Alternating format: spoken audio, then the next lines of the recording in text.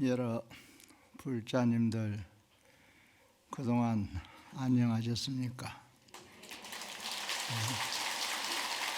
오늘 이렇게 설법전에 많이 참석해 주셔서 대단히 반갑습니다. 아시다시피 오늘은 계모년 동짓달 초하루입니다. 해마다 통도사에서는 이날을 시작으로 해서 한 달간 하음살림 대법회를 봉행해 왔습니다.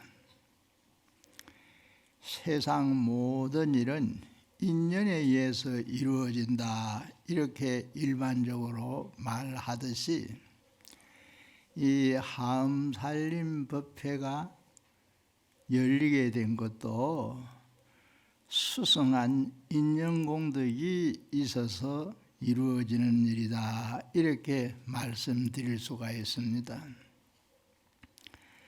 과거 선대부터 통도사를 지도해 이끌어 오시던 큰 스님들, 근세에는 이제 구화 스님도 계셨고 또 경봉 큰 스님, 구화 큰 스님 계셨고 또 어라 큰 스님, 백안 큰 스님, 또 이제 지금은 종단의 가장 어른이신 종정애화 스님, 사중을 이끌어 가느라고 불철주야 노고가 많은 주지 스님이야 종무소 소임자 스님들, 그리고 항상 통도사를 원찰로 해서 복음을 찾아와 기도도 하고 불교 신행을 하는 여러 신도님들의 공덕이 함께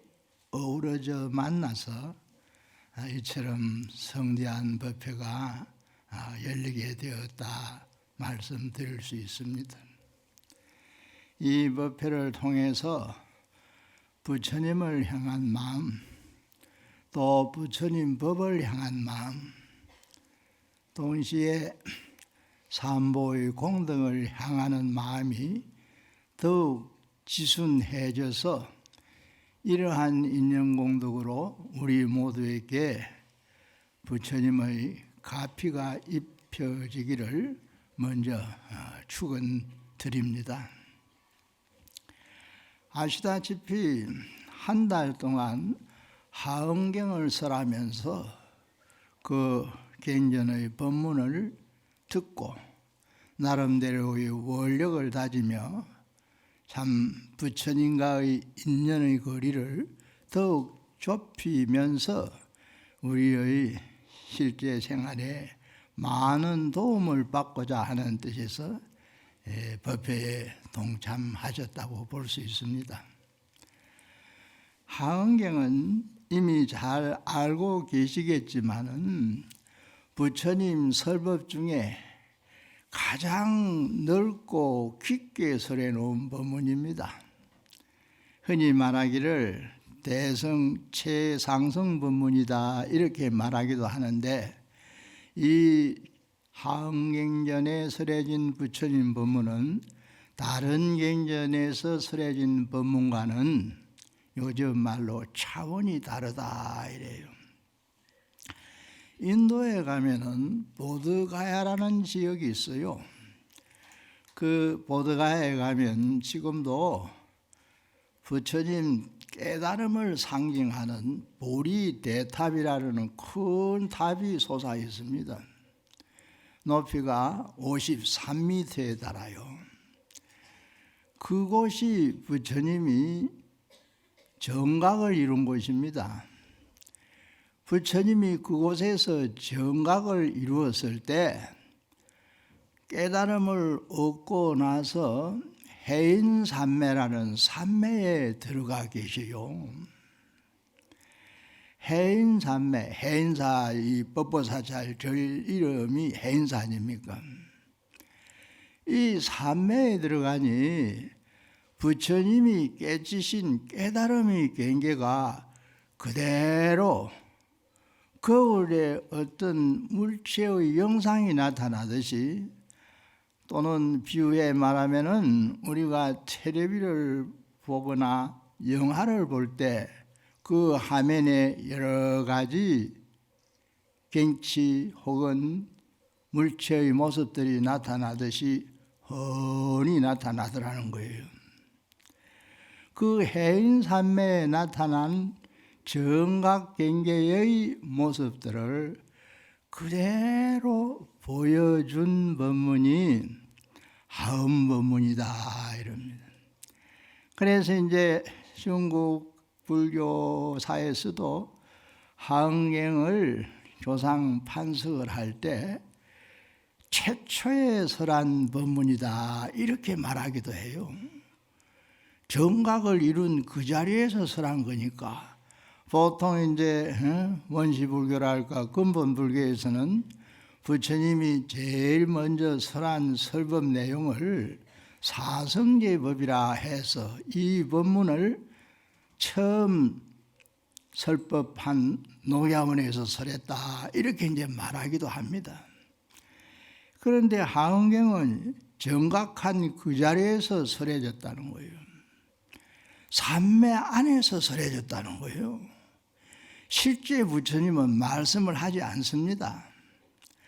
마치 어떤 사람이 잠을 자다가 꿈을 꾸면은 잠이 들어서 입을 벌려 말을 하지 않습니다. 그런데 꿈속에서는 누구를 만나가지고 말을 하는 수도 있고 또 듣는 수도 있어요. 꿈은 몽중의식이라 합니다. 몽중, 꿈속에서 일어난 의식이다 이런 뜻이에요. 산매는 의식이라 해도 일반 의식과 다른 선정의식이라 이렇게 표현하기도 해요. 깨달으니까 나타난 경계, 그것을 그대로 사람들이 듣고 이해하건 이해하지 못하건 그 경지를 그대로 설해 놓은 법문이다. 이래서 이제 하응경을 여정있을 법문이라 이렇게 말하기도 해왔습니다. 정득한 대로 그대로 설했다는 얘기예요. 그래서 이제 이 하응경을 설하고 듣는 어떤 참 그 인연공덕이랄까, 이것이 앞서도 말씀드렸습니다마는 가장 넓고 가장 깊다. 높이로 말하면 또 가장 높다고도 할 수 있죠. 부처님 설법을 전부 중생의 번뇌를 씻어주는 물에 비유해서 말하기도 합니다. 물 많이 있죠. 요즘은 뭐 도시에 수도 시설이 돼가지고 집집마다 주방에 물이 나옵니다. 또 곳곳에 시내가 있고 강이 있어요. 영축산에도 골짜기에 비가 오면 물이 모여 흐릅니다. 그래서 이제 이 물들이 만물을 생장하게 하고, 사람도 물이 없으면은 살 수가 없죠. 그래서 이제 부처님 법문을 생명수와 같다 비유를 해서 물에 비유하기도 합니다. 그러나 물의 양을 가지고 말할 때 육지를 흐르는 강물은 바닷물하고는 비교가 될 수 없어요. 또 육지에 흐르는 모든 강물, 샘물이라든지 계곡물이 결국 흘러 바다에 들어갑니다. 바다에 들어가면은 육지에 흐르던 강물이라는 이름을 벗어버려요. 다 한 가지 바닷물이 되고 맙니다. 그래서 이제 비유해서 말할 때 하음 법문은 바다와 같은 법문이다 이렇게 말해요. 그래서 이제 이걸 원교라 이런 말로 표현하기도 했습니다. 오늘은 하음살림 첫 번째 시간이라 종무서에서 입제 법문이니까 현담을 간추려서 설해 주십시오 이렇게 요청을 받았습니다. hen담이라는 것은 하응경 전체의 내용을 미리 그 내용의 줄거리를 요약해서 설한 것을 hen담이라 합니다. hen 이 말이 미리라는 뜻을 가지고 있고, 또 이제 우리가 어떤 가게라든지 뭐 사무실을 오픈할 때도 간판을 거는 수가 있어요. 그래서 hen담의 hen자는 간판이란 뜻도 가지고 있어요. 통도사도 통도사라는 절 이름을 가지고 있지 않습니까? 불지종과 통도사 이렇게 이제 말하기도 하지요. 그래서 이제 hen담을 조금 설해 드리는데, 5년에는 하응경은 어떤 경인가 그 경에 설해진 내용을 조금 요약하고 간추려서 하응경은 이런 것이다 하는 것을 조금 말씀드리고자 하고요.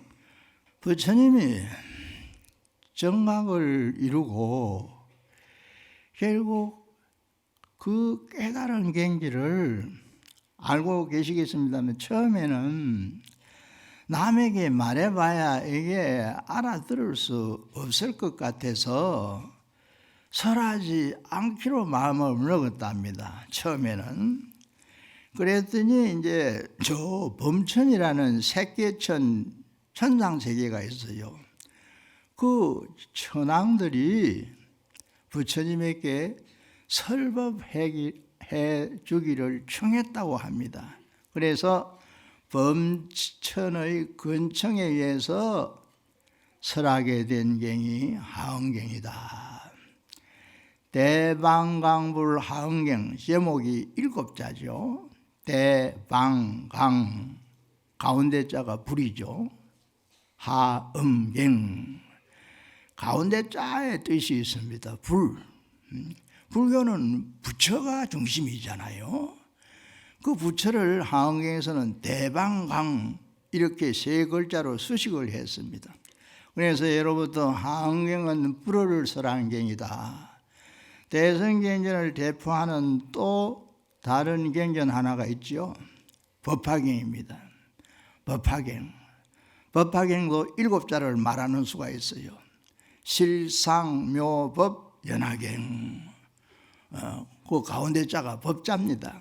그래서 예로부터 하응경은 부처님을 설하는 경전이고 법화경은 법을 설하는 경전이다. 이렇게 이제 두 경의 성격을 이렇게 나누어 말해 오기도 했습니다. 그래서 대방강불 하응경, 줄여서 이제 하응경이라 하죠. 하음이란 말 익히 알고 계시겠지만은 하는 빛날 하자인데 꽃 하자와 같은 뜻입니다. 꽃으로 이런 얘기. 음은 장음한다, 요새 말로 장식한다 이런 뜻입니다. 꽃으로 장음한다, 꽃으로 장음한다 이런 뜻이 하음입니다. 그러면 장음하는 그게 어떤 데냐? 예로부터 이제 부처가 되기 위해서 가는 길이다 이래서 이걸 깨달음의 길을 한자로 번역해서 강로라 합니다. 강로 또는 각을 보리라는 말을 써서 보리로. 그래서 하응경에서 가장 그 쉽고도 뜻을 단적으로 밝혀놓은 말이 꽃으로 장음한다, 깨달음의 길을 이런 뜻이에요. 꽃으로 장음한다, 깨달음의 길을. 그래서 함자 문장으로는 보살만행하 장음보리로 이런 뜻입니다. 보살만행의 꽃으로 깨달음의 길을 꾸며놓는 것이다 이거예요. 우리 전부 청소를 하는 것도 꾸미는 것이고 또 때로는 세수를 하는 것도 얼굴을 꾸미는 것이요. 보살님들께서는 또 때로는 화장도 하잖아요. 그래서 세상에 사람들이 하는 일 중에 꾸미는 일이 많아요. 꾸미는 거. 자리를 나눠서 이것은 여기에 놓고 저것은 저기에 놓고 하는 그 안배도 장엄, 꾸미는 게 속합니다. 그래서 어떤 면에서 이 세상사가 또는 인간사가 장엄하는 일입니다. 장엄하는 일. 옷을 입는 것도 몸을 장엄한다고 볼 수 있고요. 모든 우리들이 하는 일상생활의 일저일이 나를 장엄하는 거예요. 나를. 그 도리가 바로 하음이라는 뜻입니다. 하음. 그래서 이제 이 하음경이 이렇게 장엄한다는 뜻을 가지고 있는데, 하음경에서는 보살의 마음이 되도록 하라, 이게 주 메시지예요. 지금까지 살아온 과거의 생활이랄까, 현재 살아가는 지금의 일상생활, 미래에도 살아갈 아직도 여생이 남아있잖아. 이 삼세를 전부 보살행으로 살려고 노력을 해보라, 이 말이에요. 그럼 보살행이 뭐냐? 쉽게 말해 마음 잘 쓰는 것을 보살행이라 합니다. 보살행. 하응경의 정행품이라는 품에 아주 쉽고도 깊은 뜻을 가지고 있는 네 글자로 된 말이 나와요. 선용기십, 이렇게 말합니다. 선, 착할 선자가 잘한다 할 때도 그 선자를 씁니다. 선제라, 이 말 있죠. 칭찬하는 말인데, 감탄하는 말이고, 그 마음을 잘 쓰라. 마음을 잘 쓰라는 것은 업을 좋게 하라는 말과 통하는 말이죠.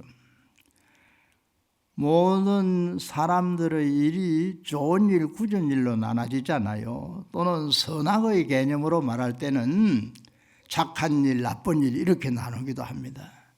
그래서 내가 마음을 써서 행동을 하고 마음을 써서 말을 합니다. 마음이 먼저 일어나지 아니하면 행위가 나오지 않아요. 마음이 먼저 일어나지 아니하면 말을 할 수가 없습니다. 그래서 신구이 삼업을 가지고 말할 때도 먼저 의업이 일어나고 이어서 이제 구업이 일어나거나 신업이 일어납니다. 신업이나 구업은 밖으로 남이 알 수 있도록 포현이 되는 거예요. 저 사람 행동이 지금 어떻다 남이 보면 아는 거예요. 저 사람 무슨 말을 한다 들어보면 남이 아는 거예요.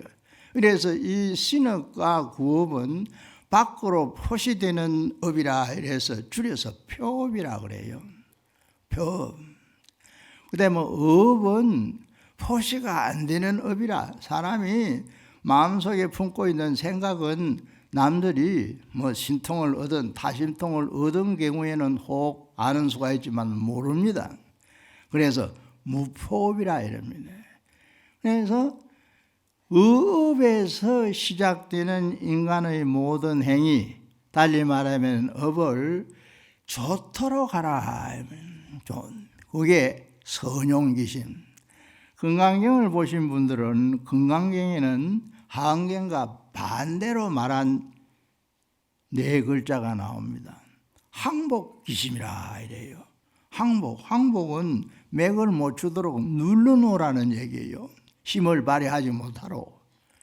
그러니까 항복기심은 마음이 제멋대로 일어나지 못하도록 눌러놓으란 말인데, 금강경에 쓰여진 그 경문의 말씀, 하응경은 똑같은 마음을 잘 쓰라 이렇게 말했다 이거예요.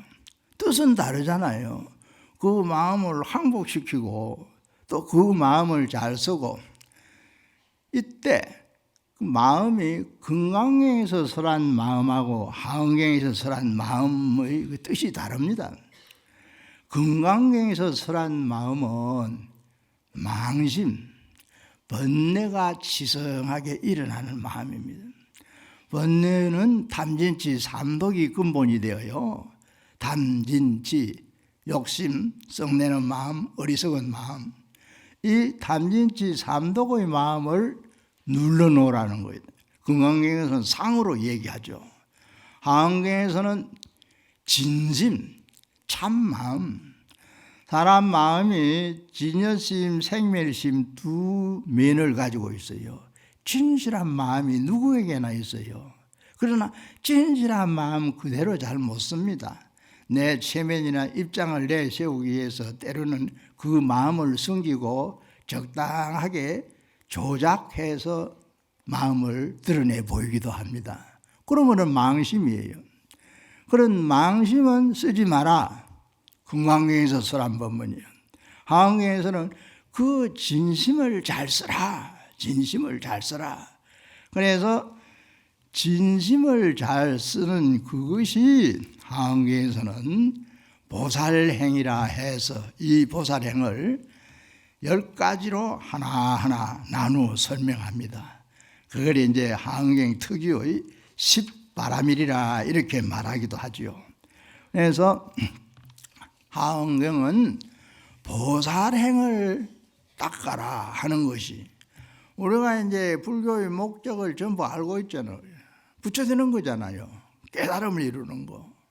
참선 수행하는 경우에 있어서는 참선을 열심히 해가지고 가나설을 하는 경우에는 빨리 하두 의단을 타파해가지고 견성하면 성불이다 이럽니다.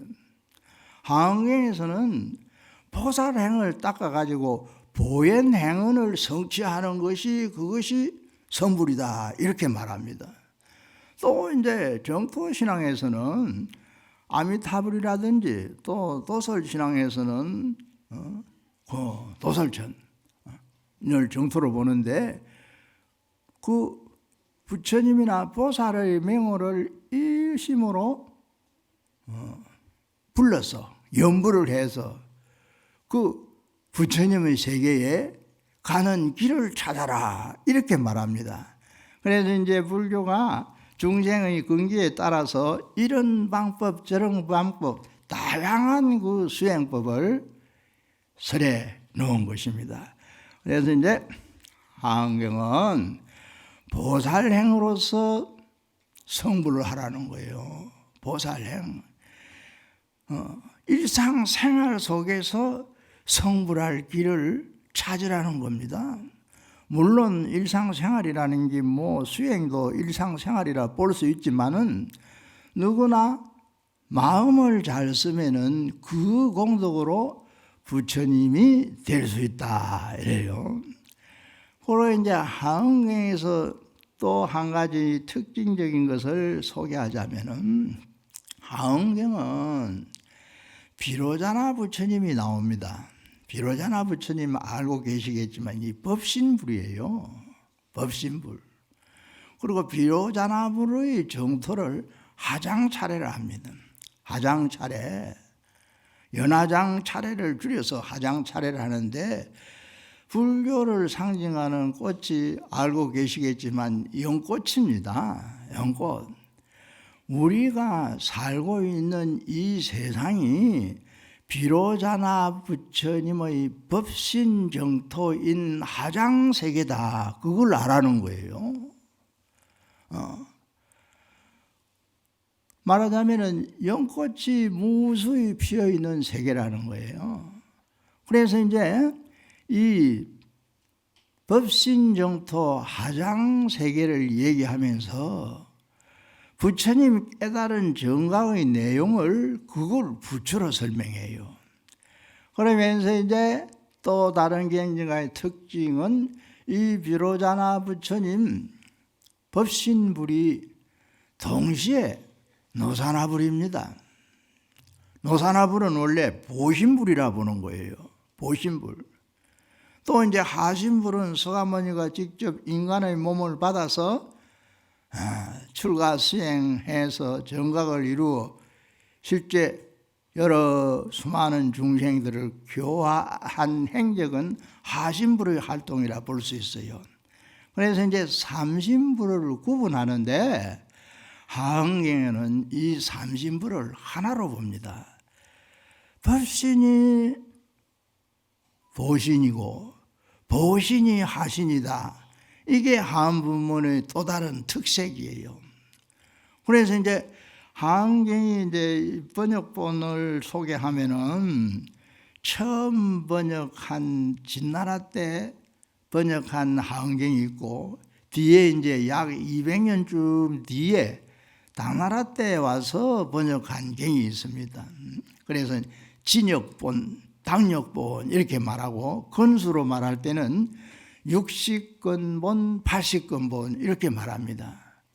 그런데 과거 중국이나 우리나라 함종의 시조 역할을 했던 원호 스님이나 의상 스님 이런 분들은 전부 60건본을 보았다 그래요. 의상 스님이나 원호 스님은 80건 하음경은 보지 못했다고 알려집니다. 그때는 80건 번역본이 우리나라에 아직도 들어오지 않았다고 봐요. 그런데 60건본에서는 비로자란 말을 쓰지 않고 노사나부처라 합니다. 노사나부리라 합니다. 80건에서는 비로자나라 하는데 그럼 왜 이름이 다른가? 엄격하게 말하면은 앞서 말씀드렸듯이 노사나는 보신불이고 비로자나가 법신불인데 법신정토를 얘기하면서 왜 한쪽 번역본에서는 비로자나불이라 하고 왜 한쪽 번역본에서는 노사나불이라 하나? 앞서 말씀드린 대로 법신이 보신이고 보신이 하신이다.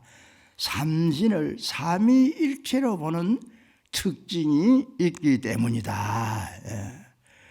그래서 이제 그 점을 이제 알아야 되고 또 하음경은 이 보살들이 수없이 등장합니다. 하음경에 제일 많은 물론 법화경도 부처님이 많이 나오고 보살들이 이름 수없이 나옵니다. 제일 많이 나와요. 이 소성경이라고 간주하는 경전들이 있어요. 아항경 종류죠. 이런 경전에는 과거 부처님이 보살행을 했다는 부처님 전생 얘기를 할 때는 보살 얘기가 나오는데 우리가 봤던 간시현보살이라든지 문수보살이라든지 지장보살 이런 보살은 안 나와요. 이 보살은 대성경전에 주로 등장하고 있습니다. 그래서 하음경에는 부처님이 계시면은 반드시 보살들이 부처님 주위에 운집을 합니다. 이런 그 경문서술의 특징이 있어요. 그 중에서도 가장 중요한 역할을 하는 두 보살이 있어요. 문수보살과 보현보살입니다. 그래서 문수보살과 보현보살이 하음경 설법을 주도를 해요. 부처님은 가만히 계셔요. 쉽게 말하면 선정에 들어 가만히 계시는데 보살들이 부처님 대신 설법을 합니다. 각 품마다 설주가 달라요. 설법을 하는 주인공이라는 뜻에서 설주란 말이 있는데 어떤 품은 문수보살이 서라고, 어떤 품은 보현보살이 서라고, 어떤 품은 금강장보살이 서라고, 어떤 품은 공덕님보살이 서라고. 보살들이 부처님은 잠시 아성기품에 잠시 몇 마디 하는 장면이 나오기는 나옵니다. 그래서 하음경은 법신 비로자나 부처님의 정토를 설하면서 보살들을 내세워서 설법을 했다. 그 보현보살은 39품으로 되어 있는 80건 중에는 3분의 1에 해당하는 13품을 보현보살 혼자서 설합니다. 문수보살은 6품을 설합니다. 그래서 이제 이런 참 특이한 면이 하음경 속에는 있다. 그래서 비로자나 부처님 또 문수보살, 보현보살을 하음경의 세 성인이라 이럽니다. 그래서 하음삼성이라 합니다. 하음삼성, 하음경에 나오는 세 성인이다 이런 뜻이에요. 문수보살은 항상 지혜를 상징해요. 지혜. 사람 얼굴에 눈이 있는데 문수보살은 항상 눈의 역할을 합니다. 눈이 보아가지고 전부 알아차리는 거예요. 보고 아는 거. 그래서 이제 문수는 지혜를 상징하고 반면에 보혜는 실천행, 이걸 행언이라 그래요. 보현행언이 유명한 법문이죠. 행은 육체적으로 움직이는 행위를 뜻하는 말이에요. 몸으로 움직이는. 원은 마음속에 품고 있는 뜻을 말하는 거거든요. 소원할 때 원. 그래서 이제 하음 법문은 보현행언을 성취하라. 보현행언을 성취해서 10가지 이제 바라미를 제시하죠. 10가지. 보통 우리가 6바라미는 익히 알고 있잖아요. 보시. 남에게 베풀어 줄 줄 알라 이거예요. 지게. 계를 지녀라. 윤리 도덕적인 모범을 보이고 살아라 이 말이에요. 지게. 인욕. 참고 살아야 된다. 어려운 경계가 나타났을 때 참고 견뎌내라. 인욕. 그 다음에 이제 또 정진이 있죠. 정진. 부지런히 노력하라. 쉽게 말해 이런 뜻이에요. 그 다음에 5번째는 선정이 있습니다. 무슨 일이든지 마음을 집중해서 하라 이거예요. 쉽게 말하면 마음을 집중해서. 요즘 현대사회가 복잡해지니까 의식구조가 다변화돼 가지고 동시에 제가 요즘은 자주 안 갑니다만 한때 서울을 주마다 오르내린 적이 있는데 기차를 타고는 서울에서 보면은 젊은 사람들이 거리를 가면서 전부 휴대폰을 보고 있어요. 휴대폰. 이 휴대폰이 뭐 어느 스님 말에 의하면 이제 5장 6부가 아니라 5장 7부라고 합디다. 휴대폰 없이 못 사는 거예요. 나도 그래요. 휴대폰 봐야 돼 자주. 하루에 뭐 몇 번씩 아니요 10번도 더 보죠. 근데 휴대폰을 보면서 가요. 근데 보면 귀에 레시바를 꽂고 있어요. 휴대폰 보고 뭐 음악 같은 거 이걸 듣고 가는 거예요. 동시에 하잖아요. 우리는 옛날에 자랄 때 청년 시절에 그렇게 하지 못했어요. 그러나 지금은 동시에 한꺼번에 여러 가지를 하면서 활동을 하는 사람들이 허다합니다. 그 뭐냐? 의식 구조가 다변화되어서. 그런데 이렇게 생각해 보면은 듣고 보고 동시에 가능하기는 가능하지만은 듣는데도 신경을 써야 되고 보는데도 신경을 써야 되고 가능하겠죠. 사람에 따라서. 그러나 마음이 순수하게 집중되기는 하나를 하는 것보다는 좀 어렵지 않겠느냐 이런 생각할 수 있죠. 그래서 선정이라는 것은 쉽게 말하면 마음을 집중해서 통일시키는 상태로 있어라. 이건 감정에 흔들리지 말라는 뜻도 돼요. 요새는 감정이 잘 흔들려요. 조금만 기분 나빠도 스스로 못 참아요. 그래가지고 어떤 사람은 기분 나빠 하다가 우울증에 걸려버리더라고요. 그런 경우 실제로 있습니다. 걸핏한 일에 그냥 참지를 못해가 기분 나빠 하다가 상실감이 생기고 스스로 외로움이 생겨가지고 우울증에 걸려요. 우울증에 걸리면 이거 한참 치료해야 되고 어떤 사람은 잘 낫지도 않아요. 그래서 이제 선정바라밀, 그 다음에 지혜바라밀, 이거까지는 아는 거죠. 지혜롭게. 지혜라는 게 뭐겠어요? 이것도 쉽게 설명하 밝은 마음이 지혜입니다. 화를 난 마음이 어두운 마음 아니요. 화가 나가지고 막 숨이 거칠어진다. 이거 어두운 마음 때문이에요. 또 욕심이 잔뜩 일어나가지고 남하고 나하고 비교하면서 어떤 남은 가졌는데 나는 못 가졌다. 어두운 마음이에요. 그래서 지혜라는 거는 밝은 마음, 물론 이제 사리를 잘 판단한다 뭐 이런 뜻으로도 설명할 수 있는 말인데 지혜라는 거는 밝은 마음. 밝은 마음은 남을 미워하지 않습니다. 밝은 마음은 나쁜 일을 조장하지 않아요. 밝은 마음은 상을 내밀지도 않아요. 그래서 이제 육바라밀을 제시하고 그 뒤에 다른 경전에는 잘 설하지 않았는데 네 바라밀을 더 추가를 해요. 방편을 잘. 방편은 쉽게 말하면 방법이란 말이에요. 방법. 통도사 법회를 마치고 부산이나 울산으로 돌아가실 때 승용차를 가지고 오신 분은 가지고 온 승용차 타고 운전해 가면 되죠.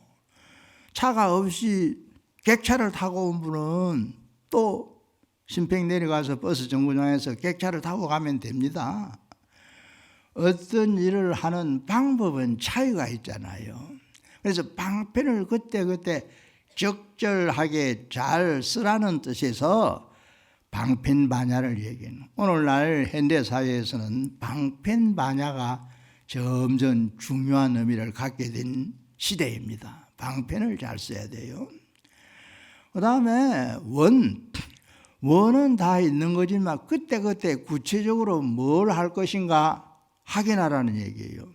이거 잘못 확인합니다. 우리는 일이라는 거는 시간을 맞춰야 되고 장소를 맞춰야 돼요. 전에도 뭐 일반 법회에서 소개한 얘기입니다만은 인연이라는 게 뭐요? 시간과 때, 장소가 맞아지는 걸 인연이라 합니다. 그래서 너와 내가 시간과 장소가 맞아지면 인연이 있다 이러는 거예요. 가령 결혼을 해서 부부가 된다. 인연이 있어서 결혼하는 거 아니에요. 인연이 없으면 결혼이 이루어지지 않는 거예요. 그러면 결혼을 하면 한 집에 같이 살게 되잖아요. 시간과 장소를 같이 하는 거예요. 그래서 옛날에는 인연이란 말의 뜻을 설명하기 위해서 배틀에 올라가서 배 짜는 것에 비유해 말했어요. 배를 짜잖아요. 요즘은 방직 공장에서 이제 천을 짜냅니다만 그게 뭐예요?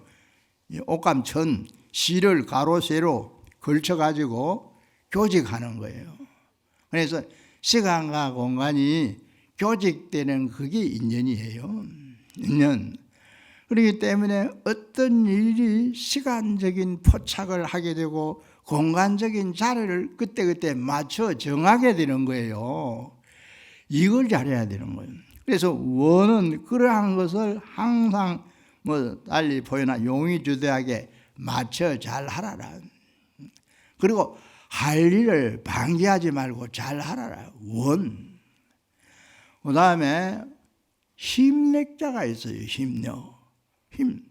힘을 갖춰라. 힘. 학생들이 학교 다니면서 공부를 잘해가지고 상급학교 올라가는 걸 학력이 높다 이럽니다. 배운 힘이 높다는 뜻이에요. 우리 불교에서는 정진력, 정진을 많이 한 사람하고 적게 한 사람 현격한 차이가 있는 것입니다.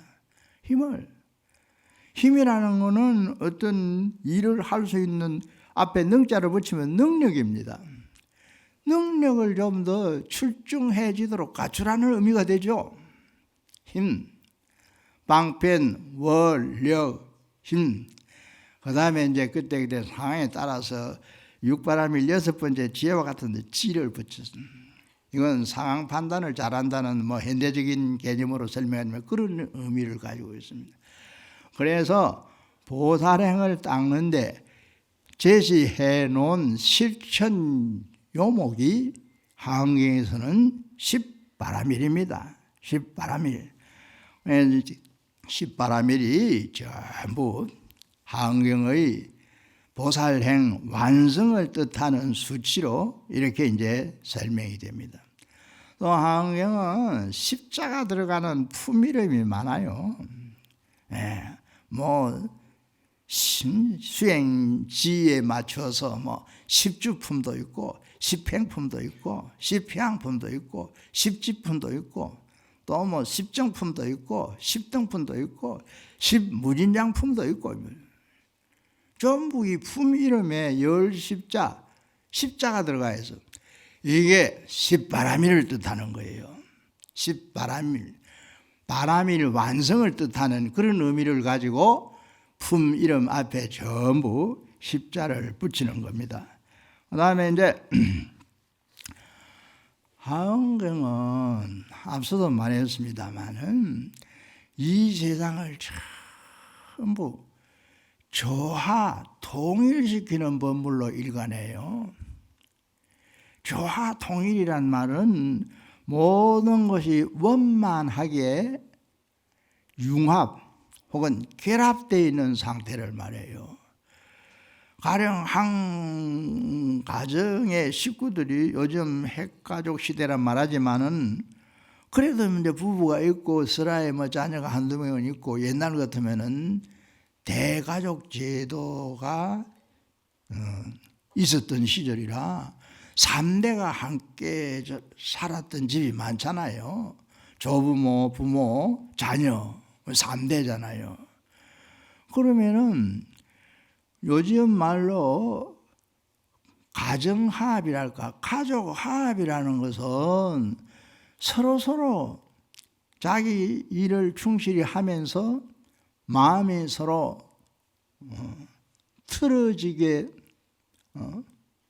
번나는 경우가 없이 잘 맞아지는 경우예요. 그래서 이제 이런 걸 이제 뭐 일반적인 말로 화목하다 이렇게 이제 인간 사이를 두고 말할 때 화목하다 말할 수 있고 화합이라는 게. 그래서 한국형 법문의 핵심 요지는 한마디로 하면은 조화 통일이에요. 조화롭게 하고 모든 것이 전체적으로 하나로 뭉치게 하라 이런 뜻을 가지고 있어요. 한국형뿐만 아니라 대성경전의 국경의 법문의 그 취지는 전부 조화 통일에 있습니다. 통일.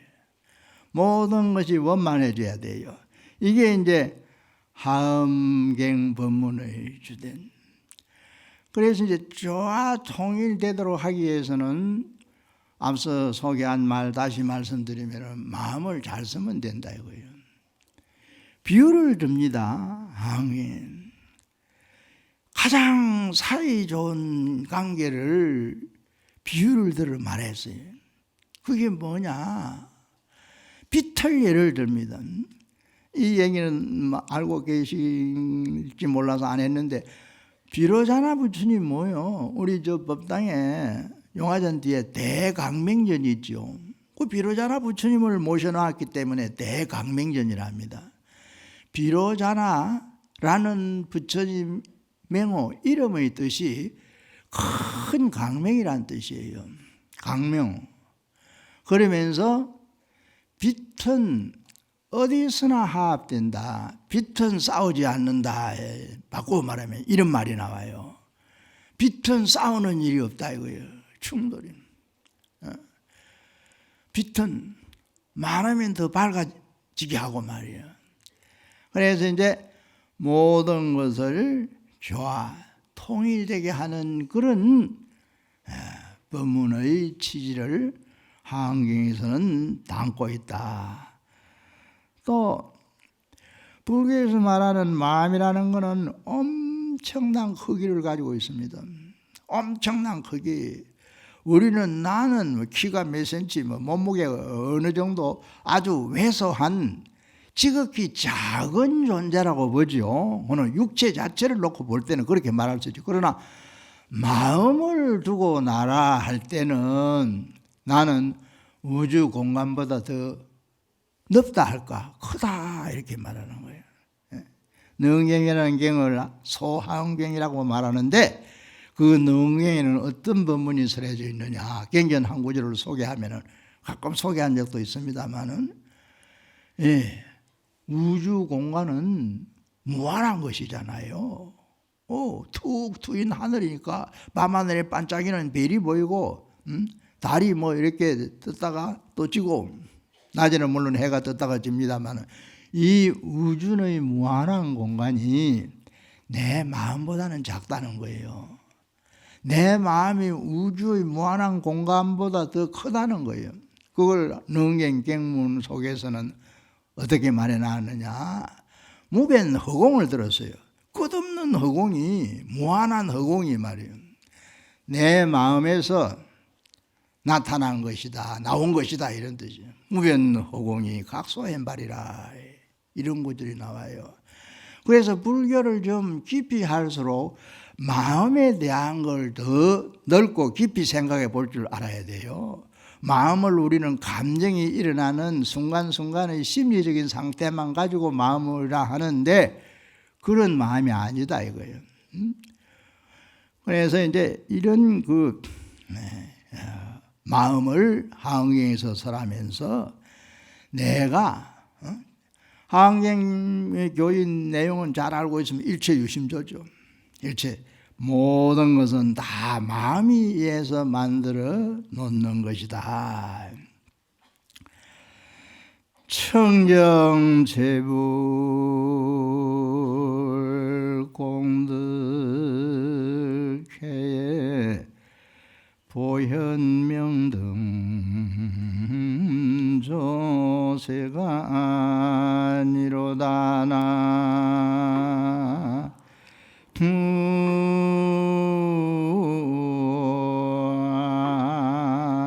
아민 사불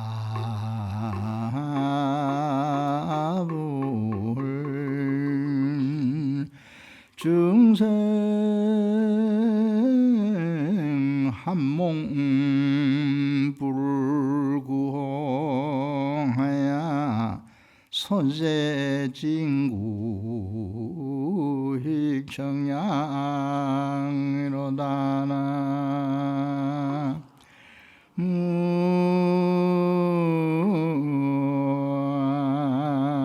아민 다불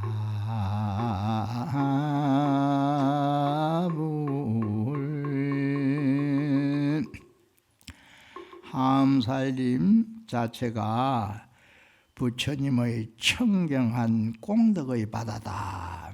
하은경에 나오는 개송을 하나 소개해 드렸습니다. 청정한 모든 부처님功德의 바다에 우리가 신심을 내고 하음 부문을 듣고 보현행을 참 닦아보려고 마음을 내고 이러면 보현명등이 보현의 밝은 등불이 세상을 비춰준다. 조세간이로다. 그 결과가 어떻게 되느냐? 중생 한몽 불구하야 중생들이 모두 누구나 이 말이에요. 부처님의 구원해주는 보호해주는 힘을 입어서 부처님 은혜를 입어서 이런 뜻이에요. 몽자 입을 몽자. 소재진구 식청량이라 진로의 때 우리 말하자면 업장 같은 게 전부 진로의 때예요. 업장 진로의 때를 소멸해 제거하고 청량 아주 깨끗하고 시원한 모든 고통이 없어져서 편안하고 안락한 경계 청량을 얻게 해준다. 그래서 이런 또 개송 법문을 듣고 이번 살림의 참 인연공덕을 다시 생각해 볼 수 있겠습니다. 지금까지지 시간. 네, 오늘은 법문을